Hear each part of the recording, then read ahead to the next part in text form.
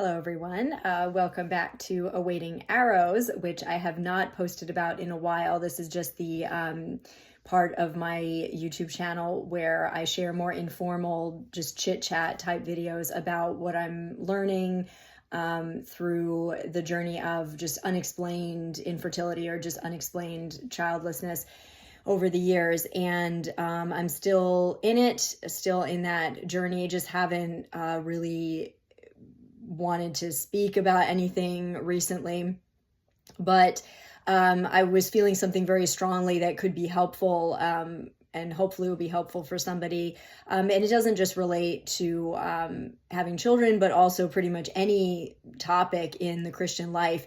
We Christians sometimes have a tendency to do something where we almost act like denial is spiritual. And it can be very insidious because our brains are very strong and we can convince ourselves that we are honoring God by sort of closing a door or denying a desire or feeling just because we can't imagine it happening, or we don't have the strength or resources to make it happen, or we just really don't want God to say no. We don't want to be hurt. And this isn't the right thing to do, even if it's, I was trying to think of a more flowery way to say that, but it's just not, it's not right. It's not spiritual. It's actually a lie, because what we're doing is we're basically in trying to be humble, we're actually being prideful because we're trying to control the situation. We're trying to protect our hearts. It goes back to a distrust of God, that we're afraid to want something that we can't give ourselves, because if we have to trust God for it, we might be disappointed. But when you think back to Abraham and Sarah, who were given the promise of a child in their old age, the Bible says that Abraham considered the impotence of his own body. He considered Sarah's barrenness. He considered their age, and yet he didn't waver in faith. Why was that?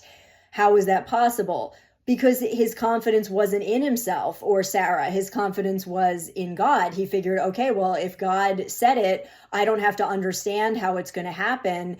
I just trust that God is able to do what he promised. And that doesn't mean that we always feel happy or we always feel, I mean, even Abraham and Sarah felt there was one point where they were like, this is taking too long. Maybe we should take matters into our own hands. But I love that they're still called people of faith anyway. And that really, really encourages me. And I want to encourage you. I mean, even outside the topic of children, I remember when I know that some Christians, and I've been guilty of this, try to like deny that they have a desire or treat it like it's an evil thing just because they're afraid of being disappointed or it might not be the right time. But God is not just a God of no. Just because he said no or wait to something in your life doesn't mean that he's going to say no to everything. And he doesn't just want to teach you to trust his plan. Trusting his plan doesn't just apply to negatives, it also applies to positives. He wants you to be able to trust him with difficult circumstances, but also with positive things as well. We need him for those just as much. And I remember when, for like a non-baby related topic where this works also, I remember somewhere in my late teens, I wasn't really, for a long time, I didn't have a need for a boyfriend. I wasn't against it or anything.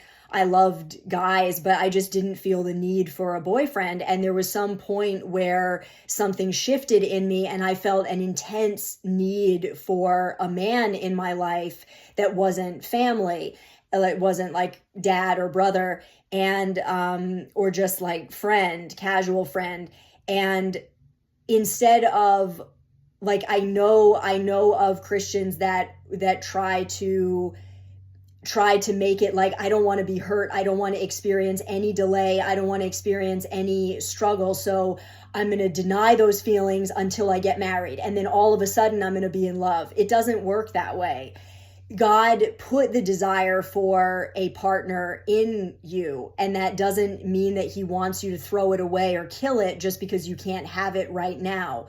So what I did was, I remember, but by the grace of God, I just brought the desire to the Lord, and I was like, God, I don't know what to do with this. I can't make it happen like right this second. I know it's a lot deeper than that, but I don't know what to do with this. And I know it's not an evil desire. What's evil or good is what I'll do with it. So show me what to do with this.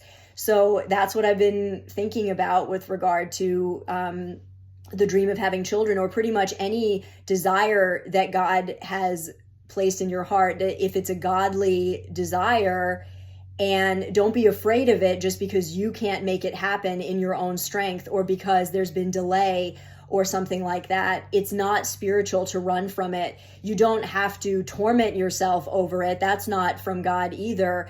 But don't run from it. Don't deny it. God is not asking you to live in denial. Just bring it to Him and ask Him what to do with it and how to walk it out, and how to walk out faith and trust in His timing and provision.